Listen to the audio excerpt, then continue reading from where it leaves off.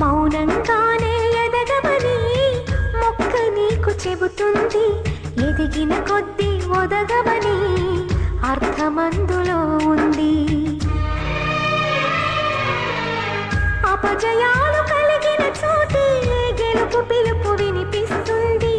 ఆకులన్నీ రాలిన చోటే కొత్త చిగురు కనిపిస్తుంది. మౌనంగానే ఎదగమని మొక్క నీకు చెబుతుంది. ఎదిగిన కొద్దీ ఒదగమని అర్థమందులో ఉంది. అపజయాలు కలిగిన చోటే గెలుపు పిలుపు వినిపిస్తుంది. ఆకులన్నీ రాలిన చోటే కొత్త చిగురు కనిపిస్తుంది.